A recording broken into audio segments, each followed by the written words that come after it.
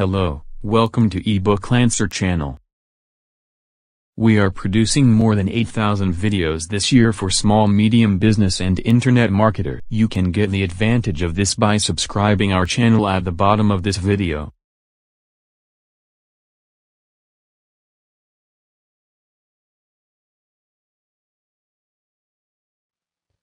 Okay, welcome back to 60-Minute Copy, your simple sales letter formula.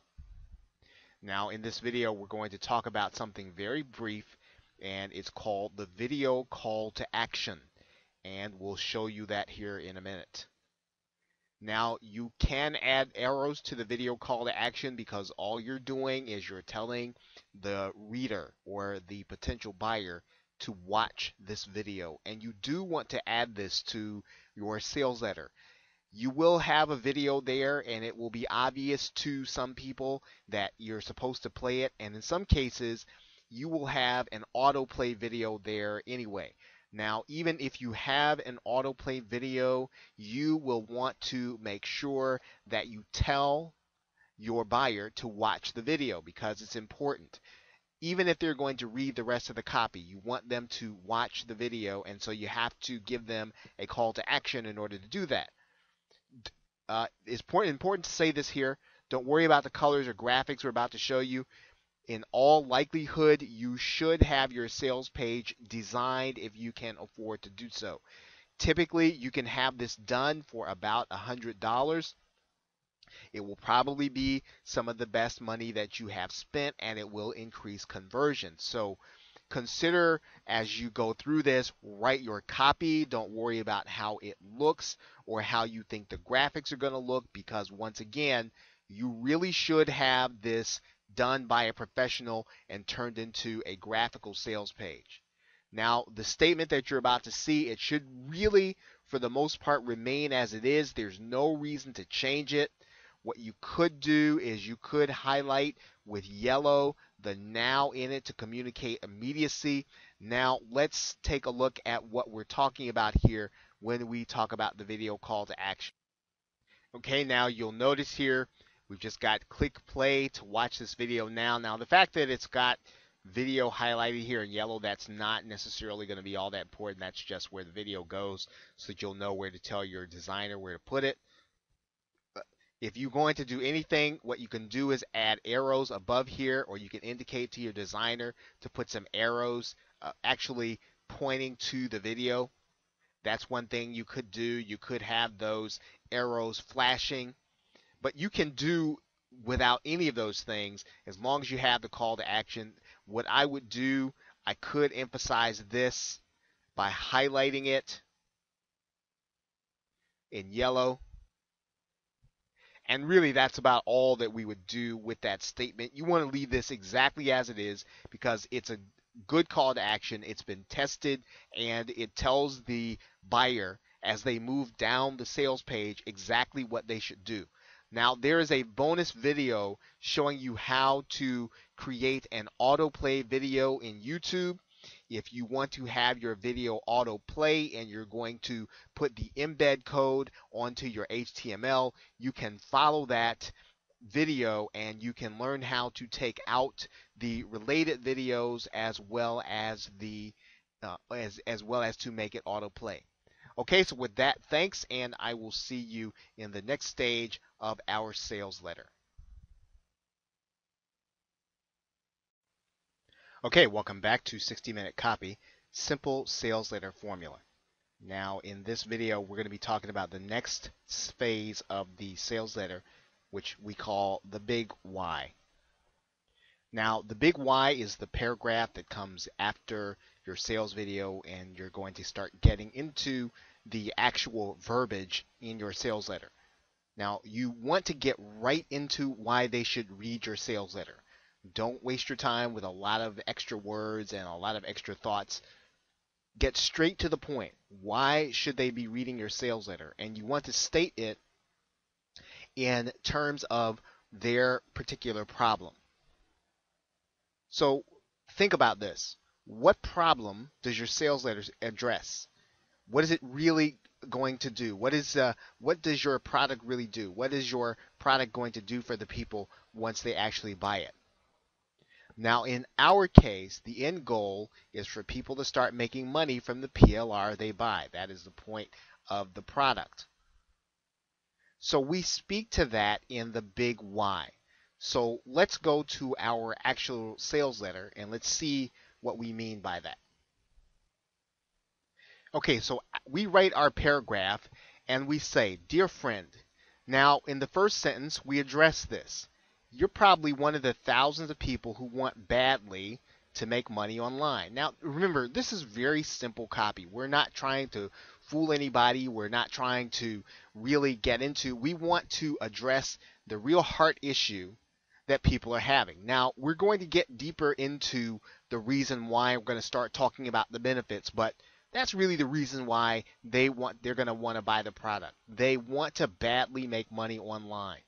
So they buy PLR products with good intentions, and this is one of the things that we know about the people who have PLR products. Many of them have lots of them, and they haven't done anything with them. So we want to address that in our sales letter. Why did they buy PLR products? Because they want to have money coming in on autopilot. Now, we could have said a lot of things. We could have said because they want to create products. Now, remember, when we say that, we are actually communicating work. We don't want to speak about work. And even though that's true, we want to speak about what they want, the end goal. They want to have money coming in on autopilot. That's why people do internet marketing. Now, we address them from the standpoint and we show some empathy. But if you're like most people, you open the files in your product and you have no idea where to start. We want to show them that we get them. We understand the dilemma. We understand what's happening. And then we then state something that's pretty common. What's the result of their problem? Well, they give up before they even get started, even though they bought the PLR product. So we want to state that. We want to say those things in our sales letter because those are the things that really in the very beginning, they help us to relate to our buyer, and then they understand that we relate so that we get them to keep reading our sales letter. The essence of what we're doing in our first paragraph and our first few lines is we're relating to them, we're keeping their attention, we're keeping them interested, and we want them to know that we understand what it is that they're going through and that we can help them overcome their problem.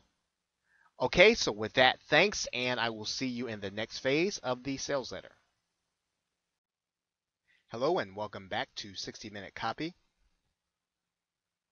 Now, in this video, we are going to address the problem and pain of the prospect.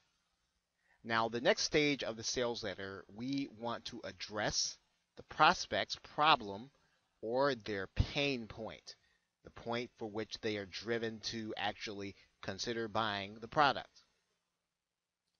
Now, you must understand that the prospects don't care about your product. They care about their problems and they care about themselves. And you need to keep that in mind when you're writing your copy. You must successfully address and talk about their need or their desire to straighten out their problem.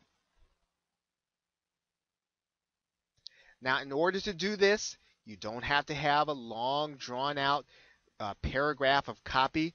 1 or 2 sentences is enough, but you must do this. It is an absolute necessity that you address the prospect's problem or their pain.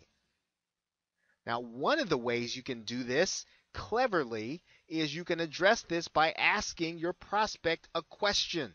You can ask them if they've experienced something. You can ask them if this is true of them. You can ask them if they are having a certain problem, because they will be forced to answer yes. They will be forced to start shaking their heads yes. And one of the things that you want to do in any sales letter is you want to get your prospect starting to agree with you.